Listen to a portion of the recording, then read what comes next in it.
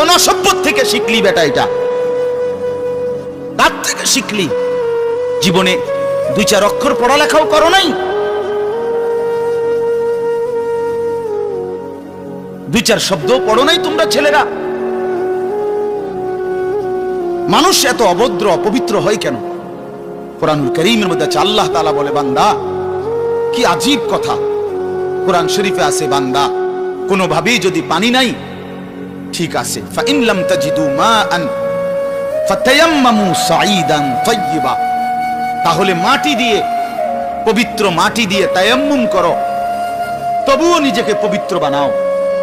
যদি বলি আল্লাহ পানি নাই, ঠিক আছে, তো মাটি দিয়ে হলেও পবিত্র হইতে হবে, এত তাড়াহুড়া কা?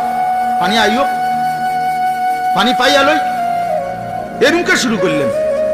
কোরআন শরীফের সরাসরি আয়াত, আল্লাহ তাআলা বলে, জানো, ওয়ালাকিন ইউরিদু লিইউতাহহিরাকুম, আল্লাহ বলেন আমি না আমার ইমানদার বান্দাকে সারাক্ষণ পবিত্রই দেখতে চাই। দোস্ত আমার, এটা কোরআন শরীফের আয়াত। ওয়ালাকিন ইউরিদু লিইউতাহহিরাকুম, আমি আমার বান্দাকে পবিত্র, মুমিন আমার সে,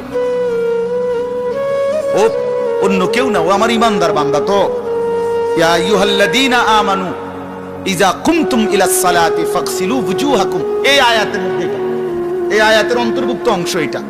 ওয়ালাকিন ইউরিদু লিইউতাহহিরাকুম, ইমানদার পানি নাই, ঠিক আছে, তায়াম্মুম করো মাটি দিয়ে। কেন এমন তাড়াহুড়া? আল্লাহ তাআলা বলে, আমি যে তোমাকে পবিত্র দেখতে চাই,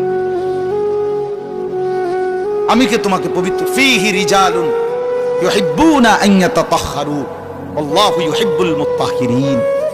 কোরআন শরীফের আয়াত আছে, আল্লাহ বলে, বন্ধু আপনার কিছু সাহাবীকে আমি দেখছি, আল্লাহ প্রশংসা করতেছে। মদিনার কুবা একটা এলাকা, যেখানে নবীজি মদিনার মক্কা থেকে হিজরত করে এসে প্রথম ঢুকছিলেন। এই হিজরত করে আইসা প্রথম যেখানে ঢুকছেন, এই জায়গাটার নাম হলো কুবা নগরী। কুবা কি নাম? এই কুবা। এই এলাকার যারা সাহাবী ছিল, ওনাদের একটা অভ্যাস ছিল, ওনারা ওই সময় পানির তীব্র সংকট ছিল, পানি কম ছিল আর কি।